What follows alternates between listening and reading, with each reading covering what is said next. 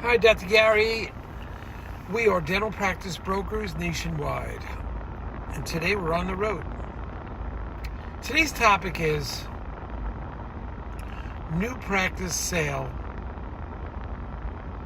trouble on day one. We'll go over what happened.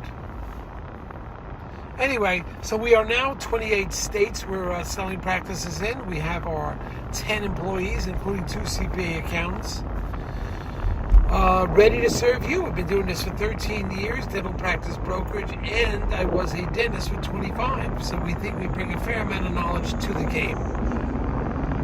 Also, with our team and our experience of transactions, we have the experience to help you. We are available to you every day except Christmas and Easter. That's it. Every single day except Christmas and Easter. So if you have questions, concerns, just let us know. We'll be more than happy to help you. Excuse me, it is a super bright day here in New Jersey, and I'm going to put my sunglasses on, so excuse me. So anyway, our phone number is 201-663-0935. And our email, our website is dentalpracticeguide.com or nationwidedentalpracticebrokers.com. You can always reach us there. Give us a call. Be more than happy to take care of everything for you. Advice, buyer or seller, whatever you need. Help you sell your practice, help a buyer practice. Now, the information you're about to hear, of course, is for informational purposes, entertainment. This is not business. This is not business or legal advice. Okay? If you're thinking about selling to the DSOs, call us first. We know how to work with them. They will often pay our commission, so there'll be no commission to you based on the circumstances. And when you work with us, well, we will get your legal fees based on criteria. We can get your legal fees reimbursed upon successful closing. So just call us, and we're here to help you. Okay? Now, the DSO world is changing. They've gotten more conservative. Things are tightening up. Money's getting tighter. We're in May of 23, so things are just tightening up. They're getting more conservative in their purchasing. Some of them have been having financial troubles. One of them, their stock just went down to zero. Another one couldn't find financing for letter of intent. That was never happening. It's happening now. So we knew how to pick and choose. We're independent from these DSOs. We have nothing to do with them. They pay our commission often, but we have nothing to do with them. We're not a partner of theirs or engaged with them in any way. Okay? But we can help you choose and pick the right one. We are independent. So let's get into this. Why is it on day one, if there's new practice sale, why are we having trouble on day one in the transition? That is not the transition, the actual sale itself.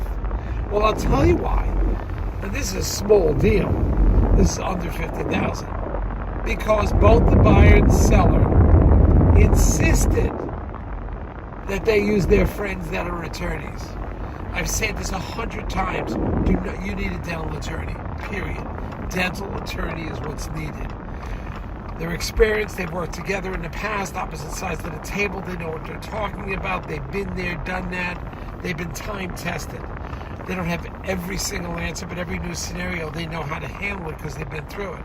So these buyer and seller insist they're using their special attorney who knows dental. Yeah, tell me about it.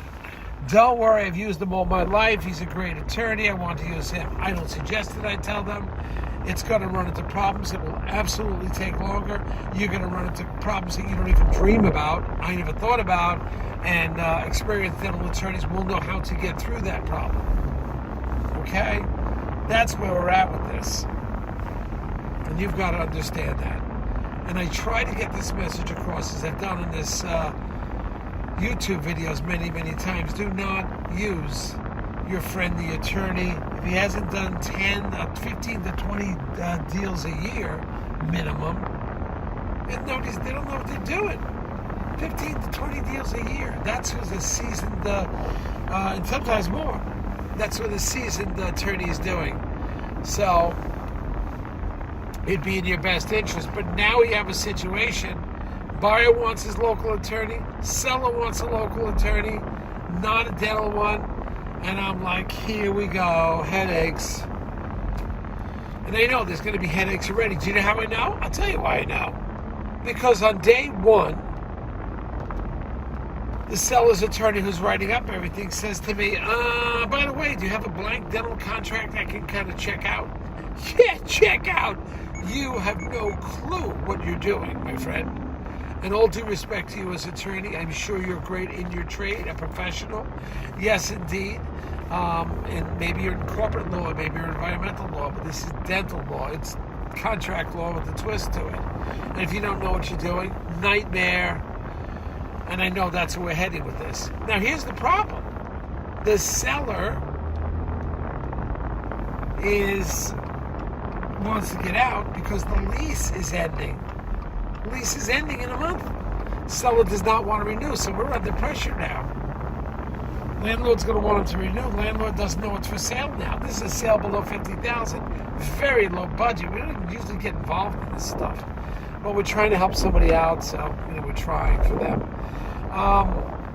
So we have a problem here.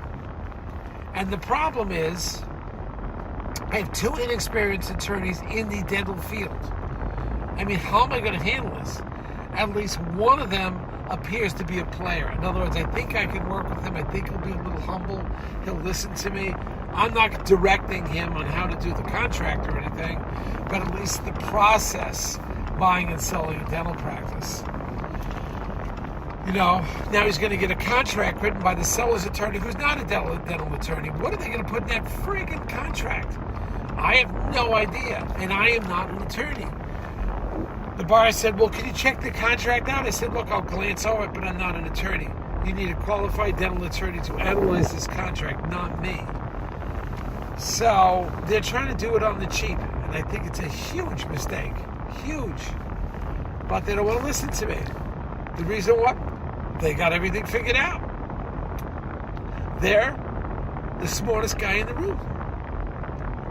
And what are we saying about being the smartest person in the room? You don't want to be there. You always want to be a little humble that you can learn something from somebody else. You never want to be the smartest guy in the room. But that's what we got. We have the two smartest guys in the room, the buyer and the seller.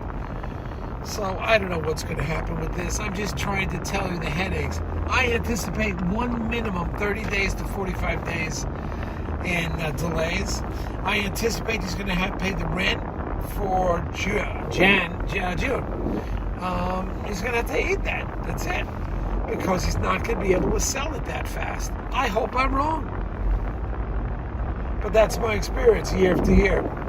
It's all of a sudden going to be, what about work in progress, access to record, restrictive covenant, remake policy, lab processing equipment, everything. So I think this is going to be a headache for this buyer and seller because of the landlord. Then they've got to work on a contract that may not even be the right contract for this deal. I don't know if they're protected. I'm not an attorney. I know a few things, but I'm not an attorney. We've got to figure out what's going on here. So hopefully, maybe the negotiations will get to the point they need a dental attorney, and I'll bring one in and move their attorney to the side, let them ghost the deal.